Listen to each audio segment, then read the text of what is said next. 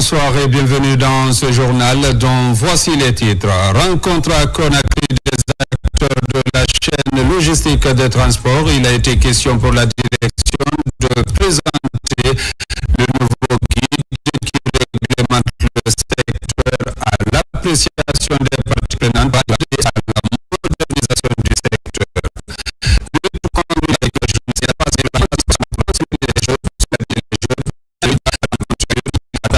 Ils ont profité du marché hebdomadaire de la localité pour vulgariser le message et toucher plus de monde.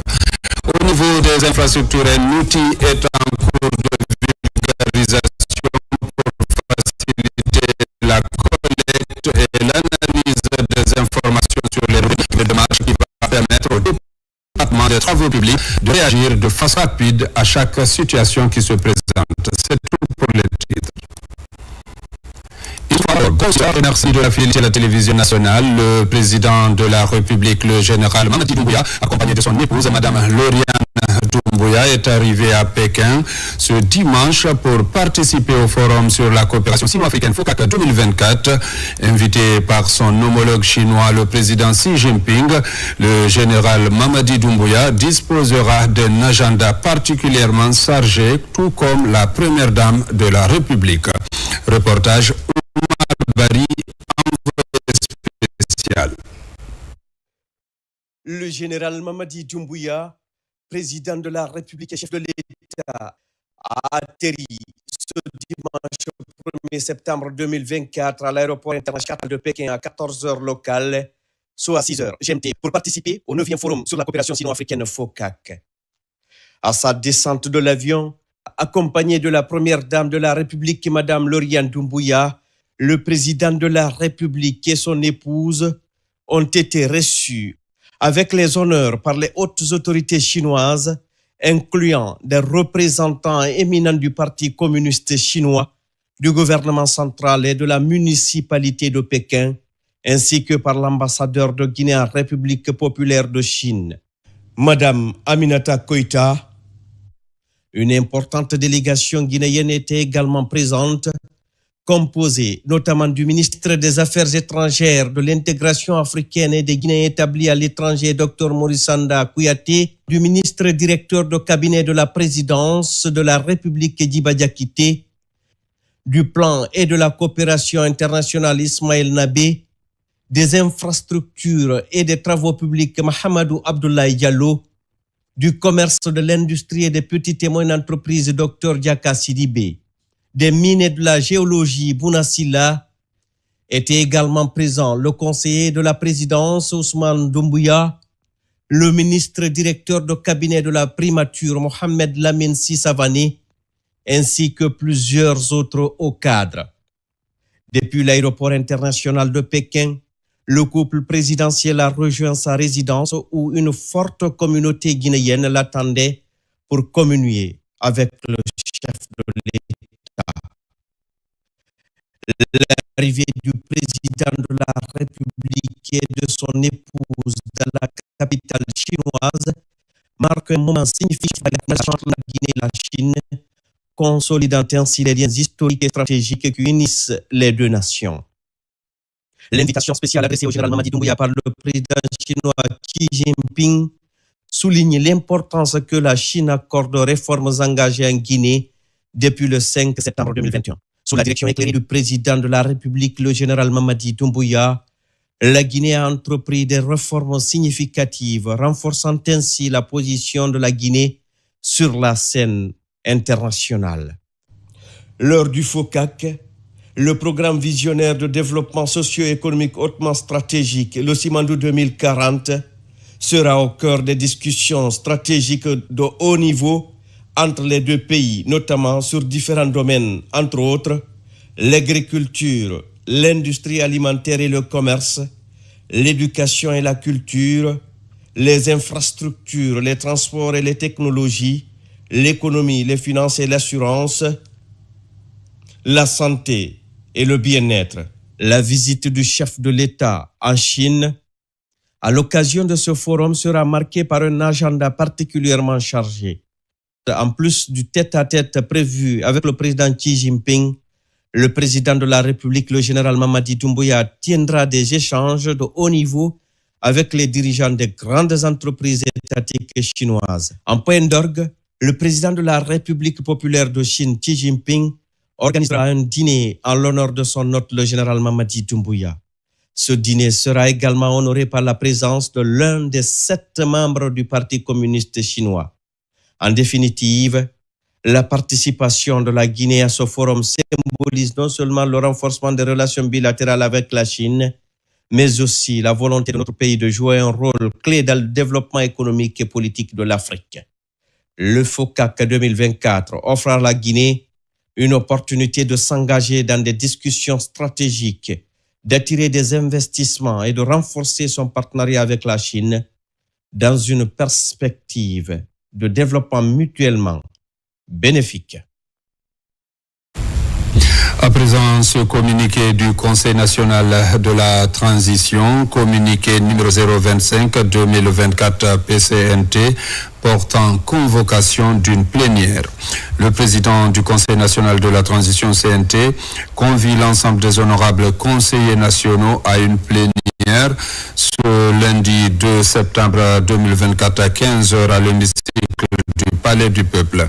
L'ordre du jour de cette plénière porte sur la délibération du projet de modification de la loi L2020-AN relative à l'institution du péage et du paysage-péage pour le financement de l'entretien routier.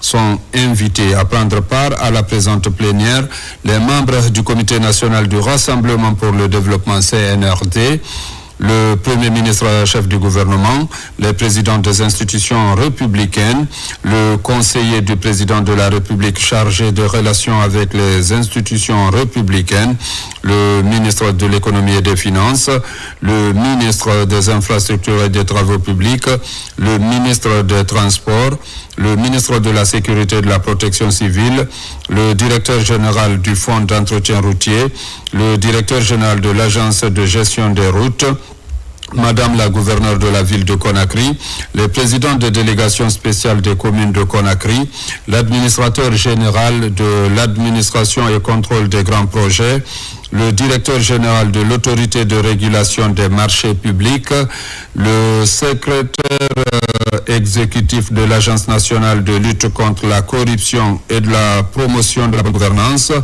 le représentant du syndicat des transporteurs routiers, le représentant de la Confédération générale des entreprises, le coordinateur du bureau de suivi des priorités présidentielles, le coordonnateur du bureau de suivi des priorités présidentielles, le représentant de l'Association des communes de Guinée, le représentant du Conseil national des jeunes de Guinée, le représentant des coalitions des partis politiques, les représentants des centrales syndicales, les anciens membres du CTRN et du CNT de 2010, les représentants des organisations de la société civile, les représentants des organisations de la presse publique et privée, compte tenu de l'importance de l'ordre du jour, la présence de tous les honorables conseillers nationaux est exigée. Conakry, le 30 août 2024, signé par le bureau, le président du Conseil national de la transition, Dr Dansa Kourouma. À Conakry, une rencontre réunit les acteurs de la chaîne logistique des transports. C'est une initiative du Conseil guinéen des chargeurs. Il était question pour la dite direction de présenter le guide des chargeurs à l'appréciation des parties prenantes à la rencontre. Cette présentation est une nouvelle ère dans la modernisation du secteur des transports. Reportage Abraham Christophe Conté. Le commerce international des marchandises est un pilier essentiel pour l'économie d'un pays. Il relie les producteurs au marché et assure l'approvisionnement des industries. Dans ce contexte, il est nécessaire qu'un outil soit mis à disposition pour garantir la compétitivité des entreprises sur le marché global. Cette rencontre regroupe les acteurs de la chaîne logistique du transport. Ils assistent à la présentation du guide des chargeurs proposé par le Conseil guinéen des chargeurs. Le Conseil guinéen des chargeurs franchit une nouvelle étape décisive en collaboration avec tous les acteurs du commerce international avec le lancement du guide des chargeurs. Cet outil sera le portail incontournable pour le commerce pour les importateurs, les exportateurs et tous ceux souhaitant obtenir des informations sur les procédures administratives et douanières. Ce projet que nous lançons aujourd'hui poursuit plusieurs objectifs. La facilitation des échanges commerciaux à travers la simplification et la digitalisation des procédures. Nous rendons ainsi les échanges commerciaux plus fluides. La transparence, conformément aux recommandations de l'Organisation mondiale du commerce, l'OMC, et à la Conférence des Nations Unies pour le commerce et le développement, la CNUICED. L'accès à l'information sur les procédures d'importation et d'exportation, la création d'entreprises, ainsi que les formalités d'embarquement et de déchargement au port autonome de Conakry. Dans l'ADN de l'AGIPEX, il y a les manifestations commerciales, il y a la facilitation de tout ce qui est procédure administrative ici. Et c'est sur ces volets que nous sommes véritablement appuyés pour qu'avec le Conseil guinéen des chargeurs, nous puissions accompagner ici toutes les filières d'exportation. Avec la présentation de ces guides, la clarté des procédures commerciales et réglementaires sera renforcée. Il devrait faciliter l'accès aux marchés internationaux pour les entreprises locales et aider à recueillir des informations pour des politiques économiques plus efficaces. Avoir à profil un guide qui peut faciliter au niveau de la logistique, c'est une très bonne chose et nous saluons la vulgarisation de ce guide. Il est évident qu'ensemble, nous continuerons à bâtir un avenir où le transport de marchandises contribue pleinement à la prospérité de notre nation. Et la transparence des procédures administratives et douanières au profit des chargeurs pour promouvoir une croissance durable. La présentation de ce projet de guide du Conseil guinéen des chargeurs marque une nouvelle ère dans la modernisation du secteur des transports où l'information est à la portée de tous. À l'issue de la rencontre, un protocole d'accord est signé entre le Conseil guinéen des chargeurs et l'AGIPEX pour relever les défis dans le secteur des transports. Lutte contre l'immigration clandestine, le réseau Afrique Jeunesse de Guinée-Rasgui vient de faire un plaidoyer auprès des autorités et des partenaires de la société civile sur les enjeux migratoires des jeunes, ceci pour faciliter la lutte contre le phénomène. Explication Daouda Tabansila. L'opulence du phénomène migratoire entre la Guinée et la France nécessite des réponses concertées des pouvoirs publics et de la société civile des deux pays. À travers le projet ORMI, Organisation de la société civile migration, cette rencontre de plaidoyer en faveur des jeunes de Mamou est une façon de contribuer à la bonne mise en œuvre de la politique nationale de migration contre la migration clandestine. Au nom du gouvernement du Premier ministre Amadou Riba, je voudrais d'abord vous remercier tous pour la présence. Cette question elle est très importante. La démarche, c'est une question migratoire qui touche toute la jeunesse guinéenne. C'est quelque chose de très important par rapport à l'ampleur de la tâche. Mais elle est aussi importante parce qu'elle s'est spécifiée sur la vie de Mamou pour pouvoir le prendre comme un cas d'école. Et qui nous permettrait que si nous avons des solutions à partir de Mamou, qu'on puisse l'extrapoler sur l'ensemble du territoire. Concomitamment, le projet sera mis en œuvre autour des actions d'orientation ou de sensibilisation au sein de la préfecture de Mamou, épicentre de la migration de plusieurs jeunes Guinéens pour une aventure qualifiée de très risquée. Le projet est mis en œuvre de façon concomitante sur le territoire français et sur le territoire guinéen. L'objectif du projet qui se propose d'accompagner en Guinée et en France la société civile pour développer des solutions concrètes à apporter à la migration des jeunes Guinéens. Félicitations pour ce diagnostic et qui met aussi en lumière l'importance de tous les acteurs locaux, que ce soit des acteurs publics, mais aussi des associations et toutes les organisations qui agissent à la fois pour l'information, l'insertion des jeunes dans les différents territoires. Au stade actuel du flux migratoire, la problématique touche tous les secteurs d'activité, d'où la présence à cette rencontre de plusieurs acteurs venus du Conseil national de la transition, des départements ministériels et des ONG. C'est un cadre multisectoriel et ça dénote que la question migratoire touche tous les secteurs. Donc nous devons avoir une approche holistique, éviter des cloisonnements Donc la mise en œuvre de cette politique et le suivi de l'efficacité des différents axes de cette politique, à mon avis, est un gage de réussite. Le projet, hormis organisation de la société civile migration, entend répondre au phénomène de l'essor de la migration en Guinée en renforçant la coordination des acteurs de la société civile travaillant sur la thématique. Il faut préciser que les jeunes profitent des vacances scolaires pour emprunter le chemin de l'aventure. Cette année, par exemple, plusieurs jeunes ont perdu leur vie au cours de la traversée de la Méditerranée pour l'Occident. Cette triste réalité a endeuillé plusieurs familles. Le réseau Afrique Jeunesse de Guinée, conscient des conséquences de cette pratique, était mercredi, jour du marché hebdomadaire à Tamagali, où il a organisé une vaste campagne de sensibilisation à l'endroit des jeunes et leurs parents sur les risques liés à ce phénomène. Reportage Mamadou Patebalde. En cette période de grandes vacances, le réseau Afrique Jeunesse de Guinée ne croise pas les bras.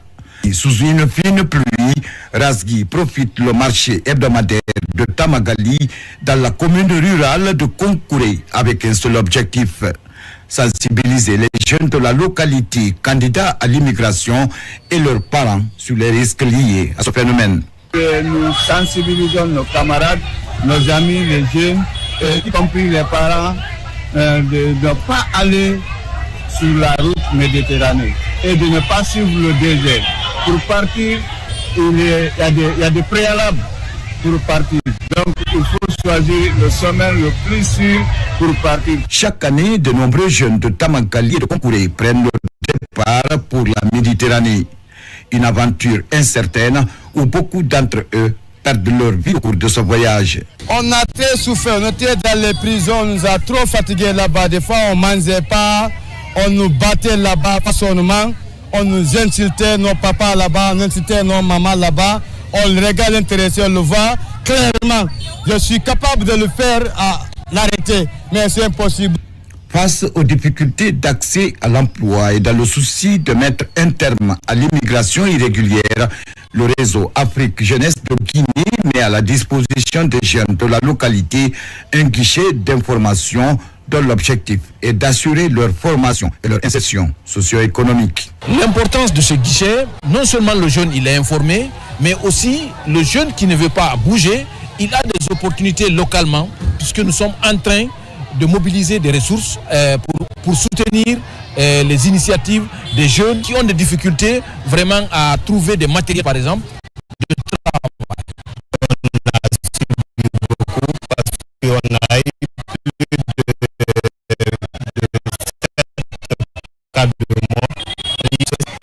J'essaie de voir une route qui est la plus sûre. Malgré cette campagne de sensibilisation, les points organisés par les jeunes de Sécoge, par des animations culturelles des locaux.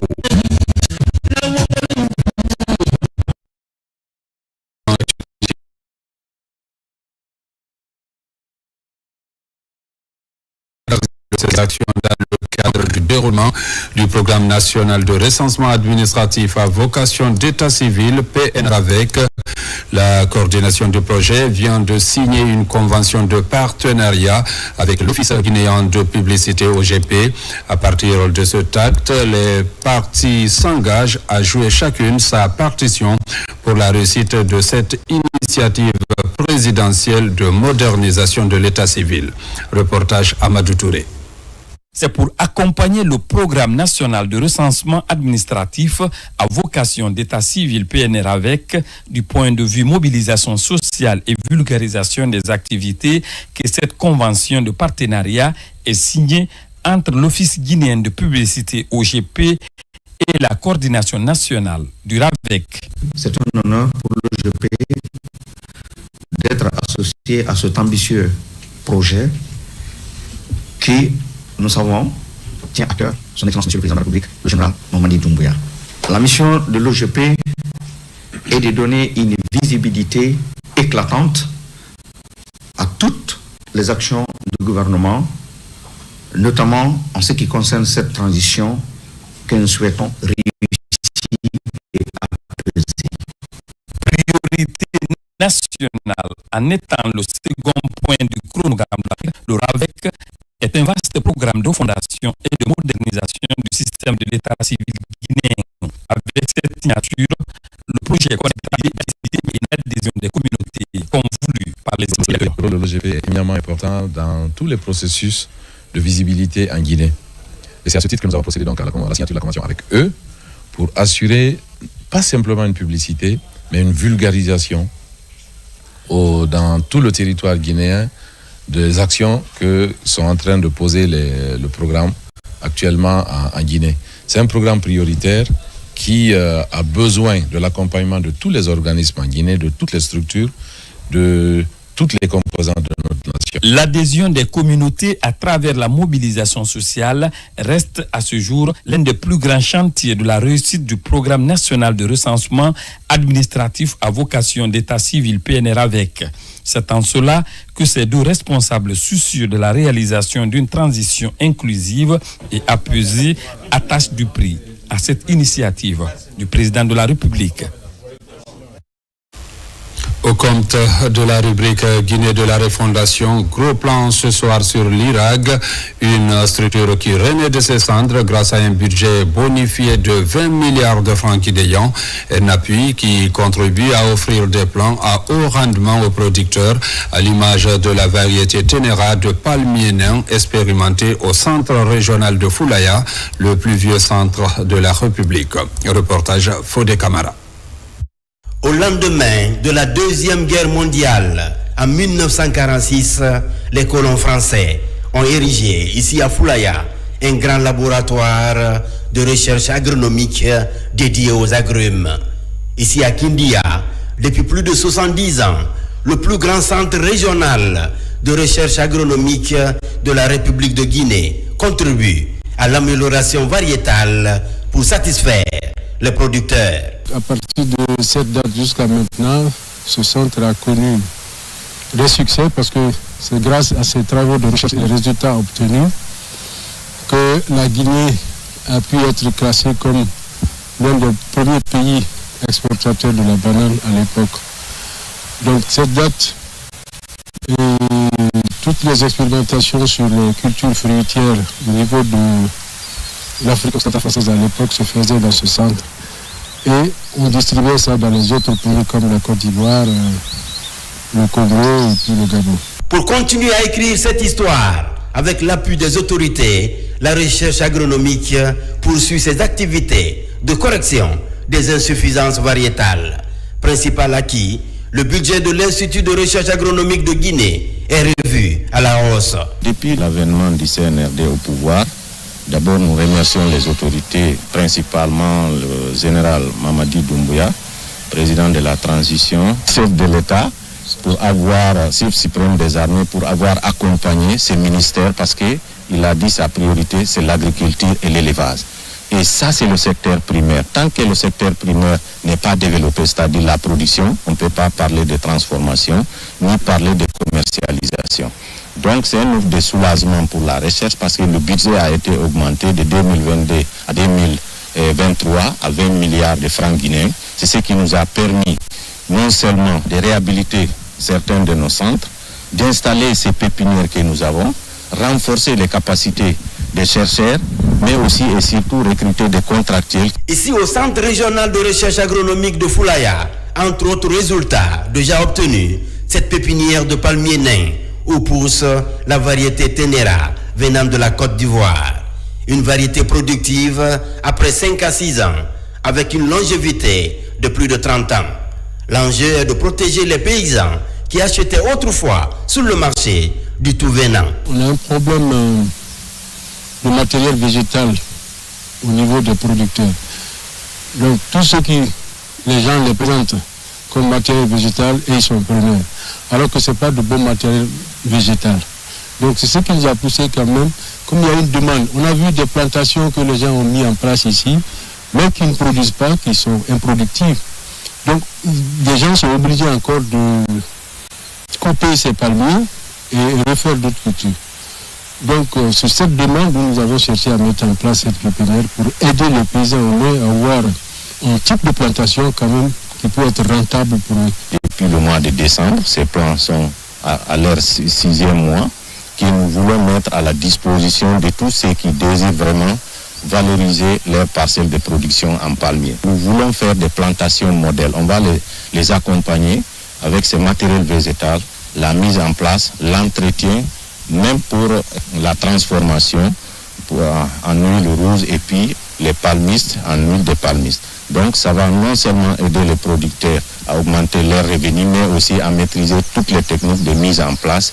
Et ce processus va continuer. Chaque année, on va introduire ces graines zermées de Ténéra, parce que le zermoir aussi, on va le mettre en place en Guinée pour pouvoir nous-mêmes faire germer ces graines et puis mettre à la disposition des producteurs à grande échelle. L'Institut de recherche agronomique de Guinée couvre les 4 régions naturelles pour répondre aux préoccupations des producteurs selon les réalités des différentes accompagnements orientés par des riz, mangrove et de douce, des légumineuses alimentaires et des cultures d'exportation, l'ananas, le palmier à huile et même les VA.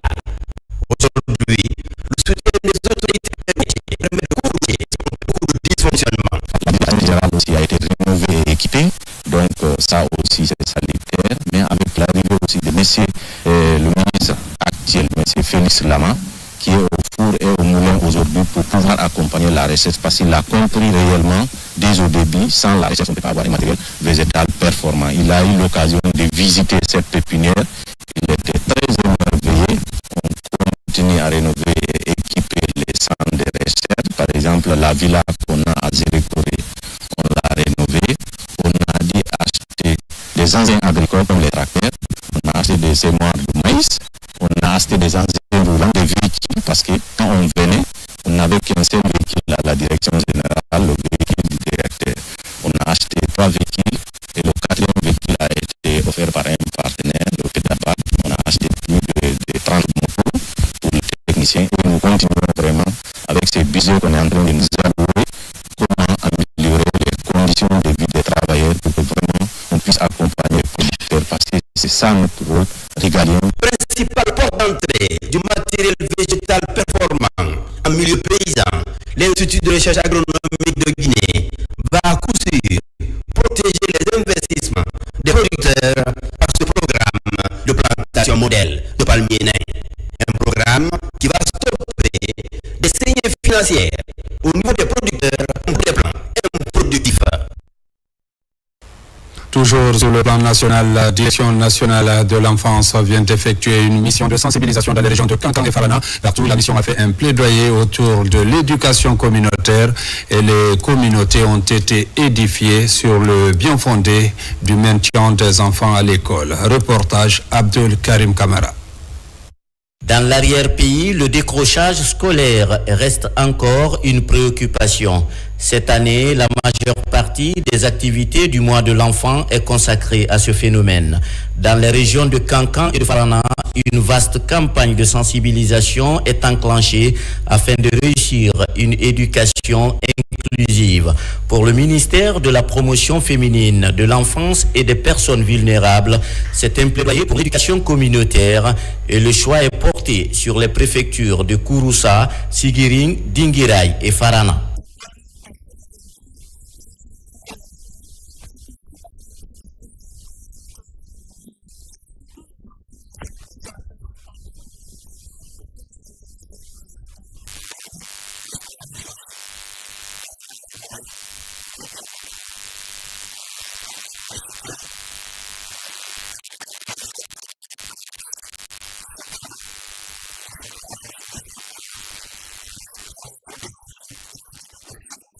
Par le porte-à-porte, les ménages sont amenés à comprendre que la seule chose qui compte, c'est l'éducation, afin que le pays se dote de cerveau pour réussir. De Doko à Bendou, en passant par Balato ou encore Danyakali, les communautés sont édifiées sur les enjeux et défis spécifiques liés à l'amélioration de l'éducation.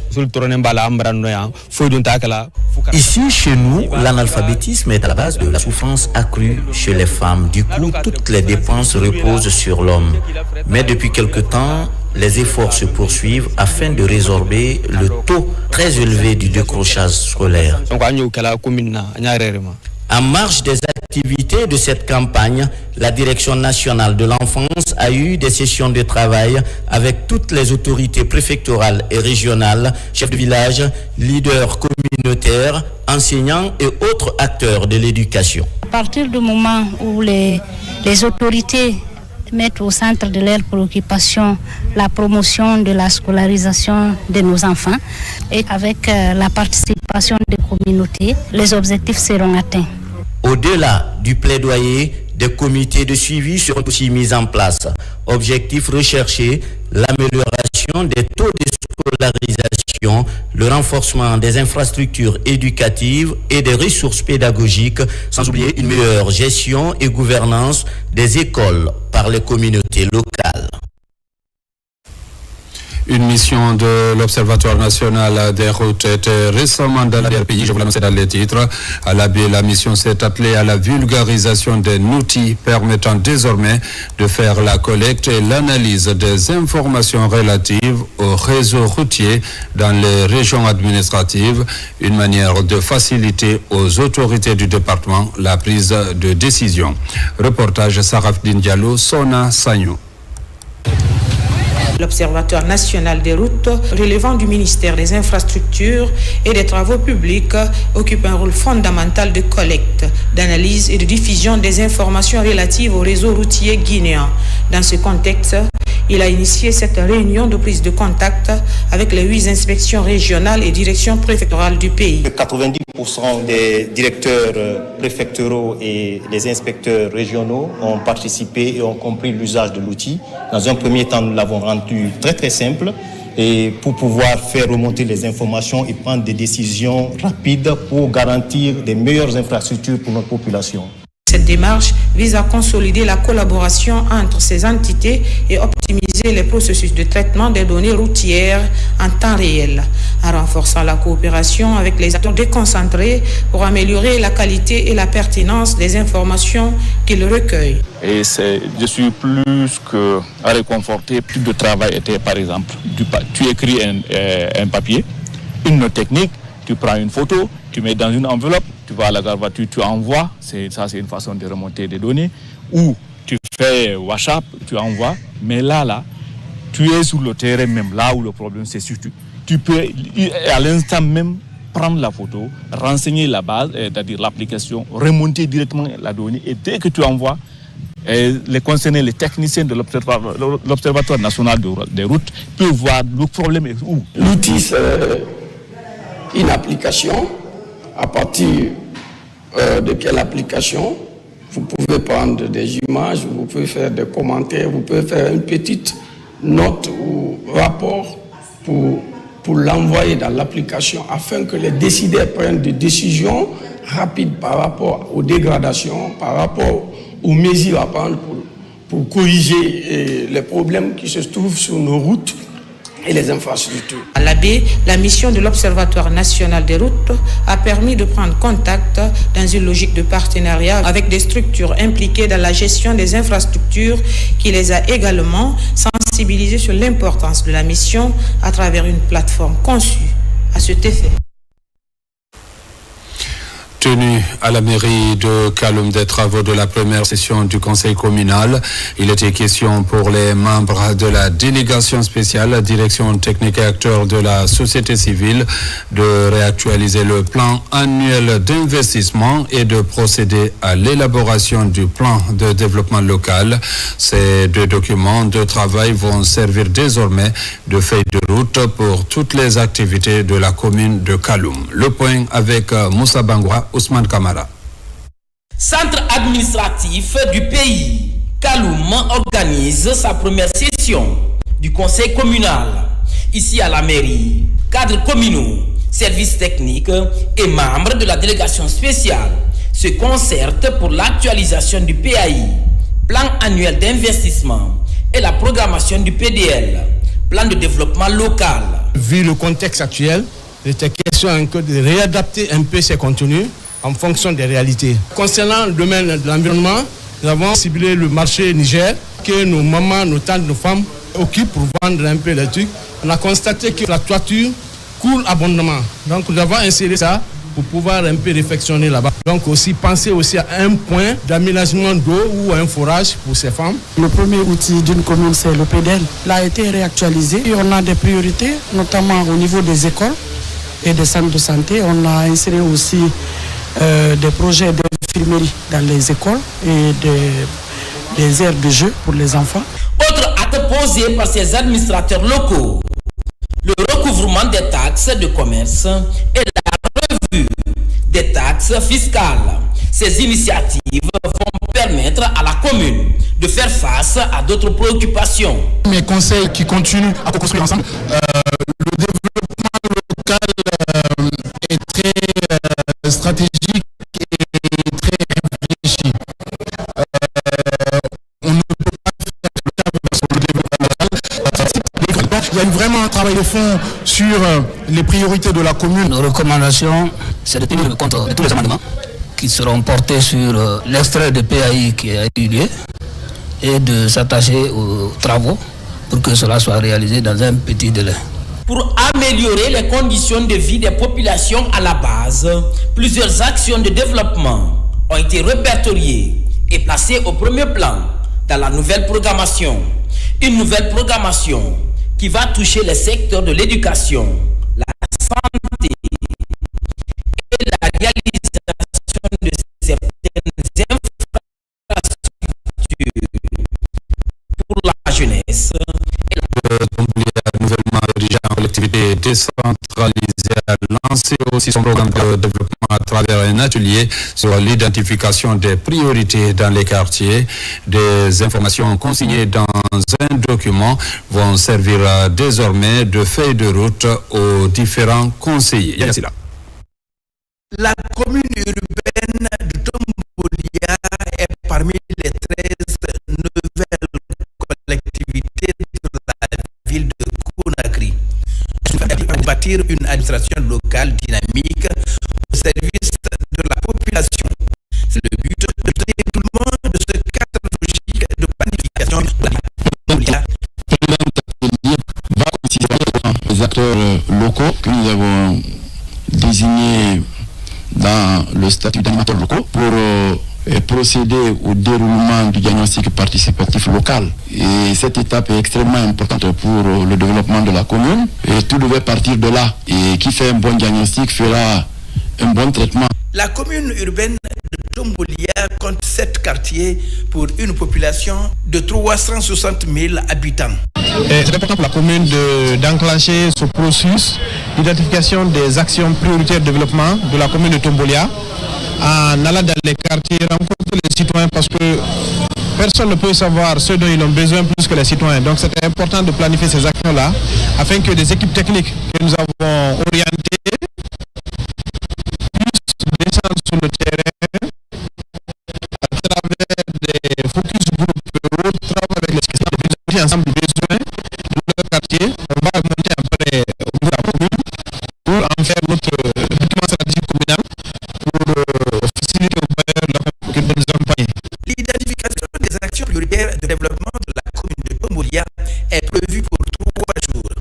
Ensuite, un travail de synthèse sera fait à l'élaboration du PDL. Sport, la jeunesse de Kanka a été récemment réunie autour d'un tournoi de football pour vulgariser les valeurs de paix et de quiétude sociale. L'équipe de Hermakono 2 a raflé le trophée aux dépens de Dalako. Reportage Abdoulaye Diallo. Le football, vecteur de paix, est un efficace jeunes autour d'un idéal commun. C'est pourquoi la jeunesse de Kankan a initié ce tournoi pour non seulement renforcer la cohésion sociale, mais aussi magnifier les efforts du président de la République, général Mamadi Doumbouya, en faveur du développement socio-économique de Nabaya. Ce tournoi est un symbole d'unité, de fraternité et d'esprit sportif qui anime notre peuple. Il est aussi le reflet de nombreuses initiatives entreprise sous la direction éclairée du président de la République, le général du corps d'armée Mamadi Doumbouya, pour promouvoir la paix, l'entente et le développement à travers le sport. Au terme d'un parcours remarquable, le FC Hermakonon 2 a disposé de son homologue de Delaco dans une finale qui aura tenu toutes ses promesses. Tout s'est décanté au tir au but après un nul fermé. Du coup, Hermakonon 2 réussit un tir contre 0 et rafle le trophée. Ils ont commencé ça là dans les quartiers. Jusqu'aujourd'hui, il n'y a pas eu de bruit, il n'y a pas eu de problème. Ça s'est très bien passé. Ils ont prouvé que ce qu'ils ont dit qu'ils sont pour le CNRD, ils ont prouvé que c'est une réalité, ce n'est pas un mensonge. Donc je ne peux que demander à la jeunesse de Kankan de s'unir derrière quelqu'un qui a le souci de la Guinée, qui est le général Mamadi Doumbouya. Par sa portée hautement significative, la finale a mobilisé les représentants de certaines associations de jeunesse de Conakry, ainsi que des artistes engagés pour la paix et le vivre ensemble. Nous, les jeunesses de l'Axe actuels, donnons-nous la main pour que la paix va établir dans l'Axe. On demande toute la Guinée de supporter le général Mamadi Doumbouya, parce qu'on le supporte, c'est quelqu'un qui est bien, il n'y a pas l'ethnie, c'est lui.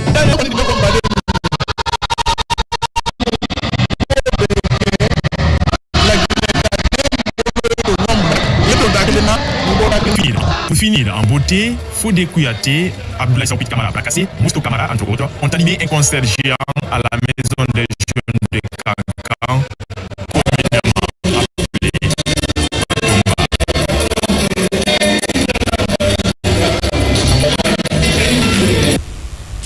Religion, le pèlerinage marial international a débuté hier samedi dans la commune de Mans, en Côte d'Ivoire. Les pèlerins chrétiens guinéens ont célébré la messe du jour avec leurs co-religionnaires ivoiriens. La grâce et les bénédictions de la Vierge Marie et de son Fils ont été dites partout dans la grotte et le sanctuaire de Mans pour la paix et la quiétude sociale pour la Guinée. Envoyé spécial, Mohamed Lamine Kamara. La commune de Mans, en République de Côte d'Ivoire, accueille ce dimanche les pèlerins guinéens. Aussitôt, c'est la cathédrale Saint-Michel, archange de la ville, qui ouvre ses portes aux pèlerins guinéens pour prendre part à la messe du jour avec leurs co-religionnaires ivoiriens. La célébration de cette messe du 22e du temps ordinaire coïncide avec le début du pèlerinage marial pour ces chrétiens guinéens. Cette messe est présidée par le père Étienne Silman, camarade de la paroisse Saint-Michel de Colère. Ces fidèles catholiques demandent tous des prières au Seigneur de leur donner sa vérité et son pardon. C'était une messe qui était très opportune aujourd'hui pour les pèlerins, mais pour tout le peuple de Dieu, parce que nous invite justement à la vie intérieure. Et c'est pourquoi dans l'homélie, j'ai dit de retenir 3 choses aujourd'hui. D'abord, l'écoute. Il faut que nous soyons à l'écoute de la parole de Dieu. Quand il me dit, il ne faut pas insulter, il ne faut pas voler, il ne faut pas faire ceci. Est-ce que j'ai accueilli cela comme quelque chose qui va changer? Et la 3e chose, si je dois le transmettre aux autres, si je dois partager cela aux autres, je dois le faire avec amour. Je leur souhaite beaucoup de bonnes choses. Chacun est venu avec des attentes, des prières, tout ça. Je prie pour que ces attentes et ces prières soient exaucées. Que le Seigneur vraiment fasse de telle sorte que vous puissiez partir d'ici de votre pèlerinage en terre ivoirienne heureux, épanoui, que votre foi puisse grandir. Au cours de ce moment solennel, la commission d'organisation du pèlerinage marial international, au nom des pèlerins, a offert un présent symbolique au curé de la paroisse Saint-Michel, archange de Mans. Peu après cette messe, les pèlerins guinéens ont mis l'occasion à profit pour vénérer la Vierge Marie. Ils se sont ensuite rendus à la grotte où des prières d'intercession sont dites pour la réussite de ce périple religieux. On a débuté le pèlerinage dans les bonnes conditions et je sais que Dieu va exaucer nos prières. On nous a bien accueillis à Saint-Michel de Mans.